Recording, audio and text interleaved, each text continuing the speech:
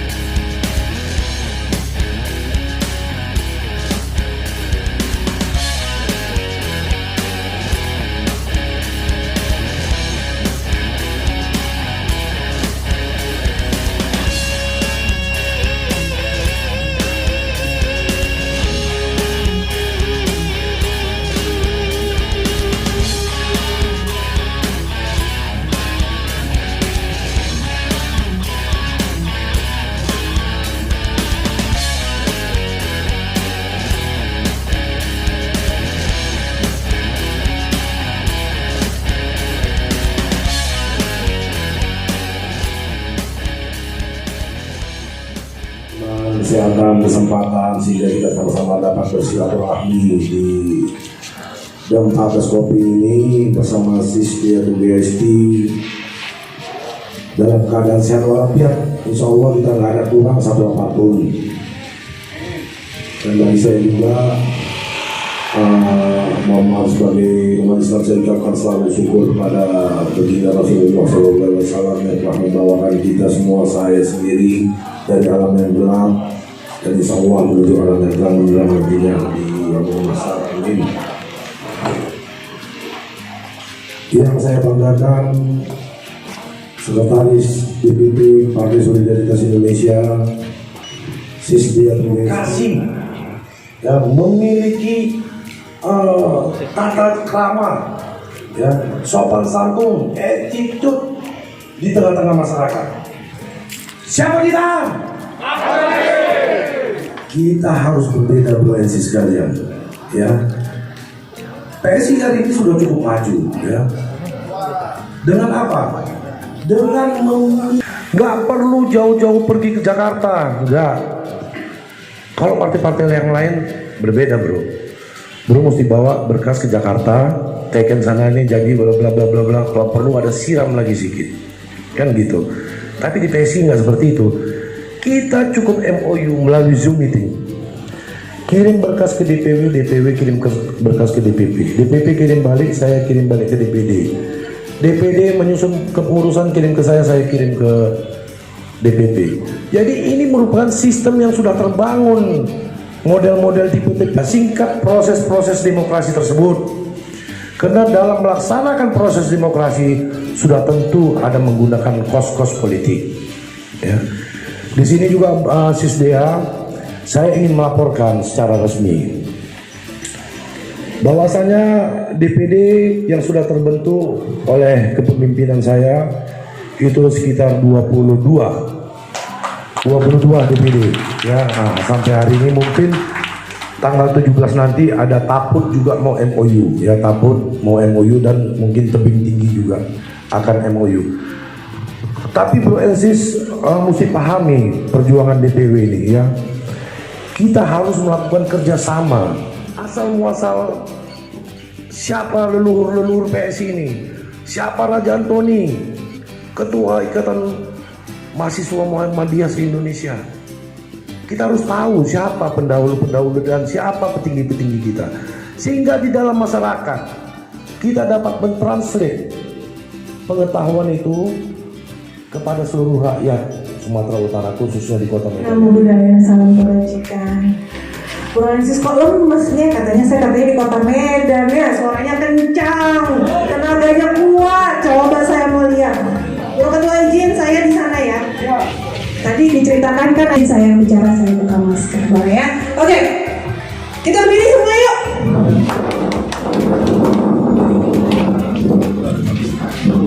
Stretching. Nah, yang dari tadi pegel ya, dengerin.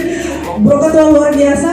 Oke, sekarang kita tunjukkan semangat kita tunjukkan ke PSI-an kita dengan Oke, mana solidaritasmu? Mana solidaritasmu? Satu kali. Mana solidaritasmu? Luar biasa.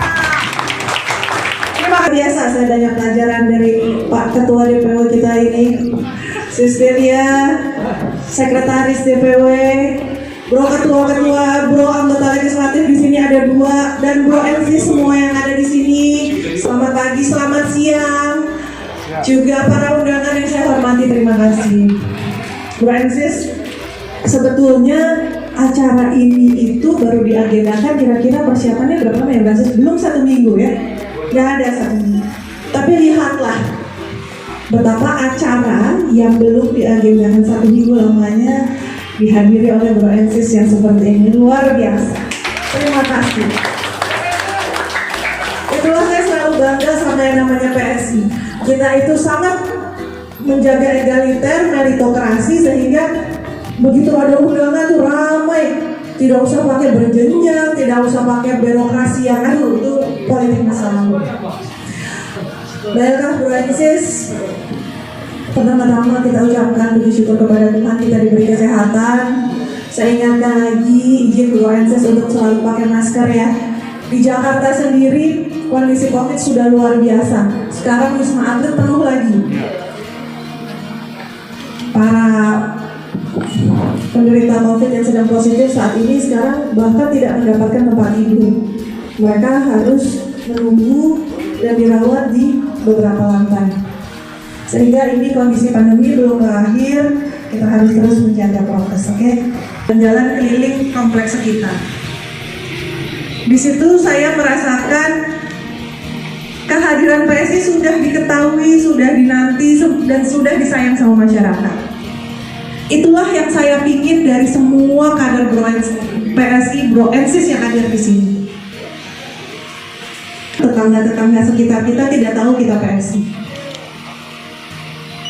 Bagaimana nanti Bro Ensis berharap dapat dipilih dan menjadi wakil rakyat, memenangkan hati rakyat kalau tetangga-tetangga sekitar kita belum kenal kita.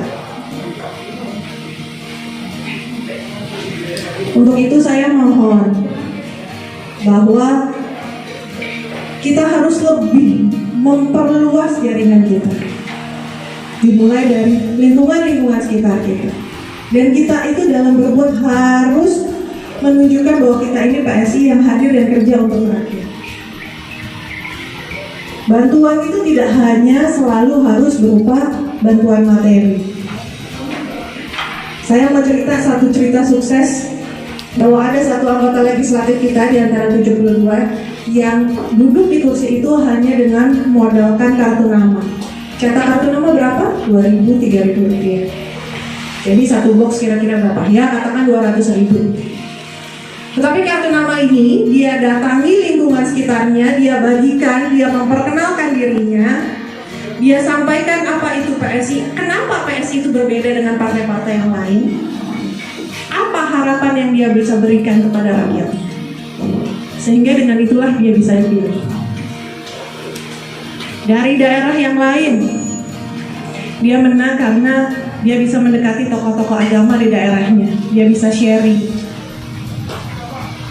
Ada di daerah lain yang dia seorang dokter sehingga membuka rumahnya menjadikan klinik gratis. Kita punya pemberian Tuhan yang saya yakin berbeda-beda setiap ini melayani masyarakat dengan cara dan kebiasaan kita masing-masing.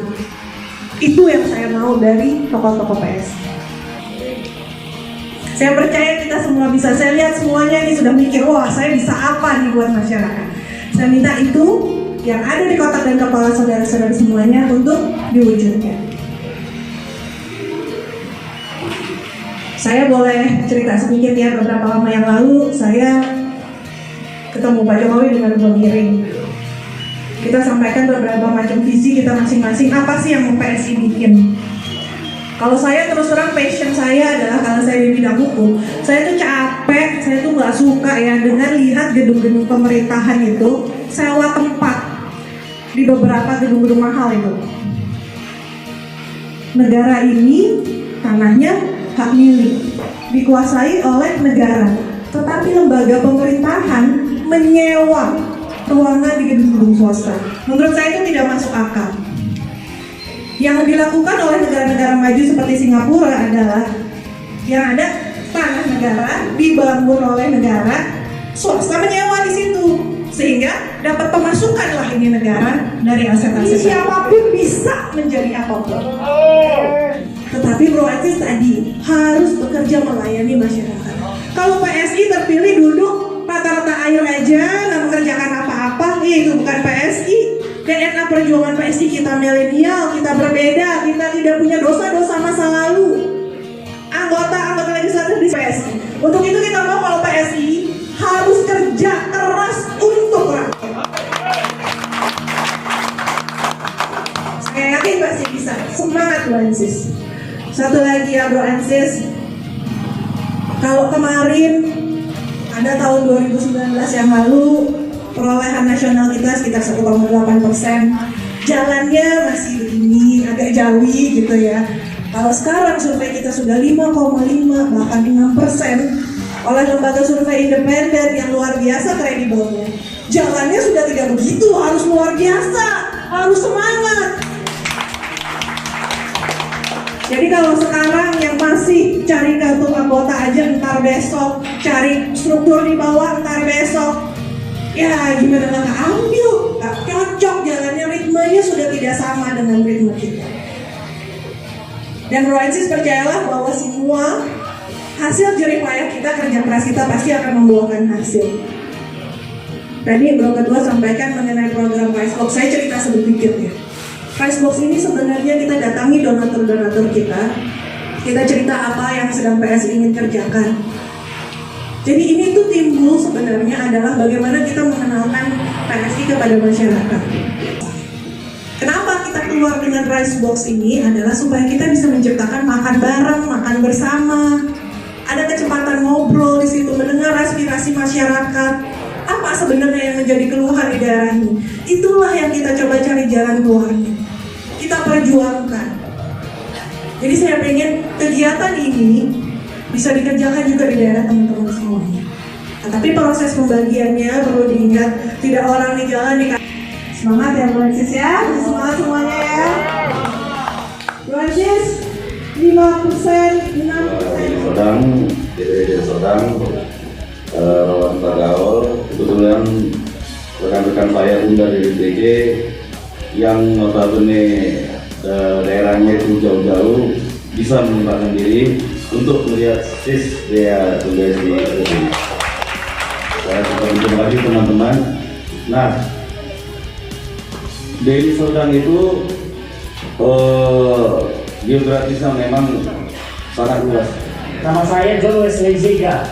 Saya wakil ketua DPD Nias Utara. Jadi kebetulan juga saya sedang menyelesaikan studi strata 1 di Medan ini, dan pada kesempatan yang sama juga bisa menghadiri acara pada hari ini. Jadi seperti yang Bro Rita disampaikan juga, kebetulan sekda kita juga tertangkap basah di tempat hiburan di Medan ini. Ya, itulah. Jadi kami dari PSI langsung bersuara. Kita langsung sampaikan kepada Pak Bupati, dan juga di media sosial supaya segera dicopot. Dan sudah dicopot,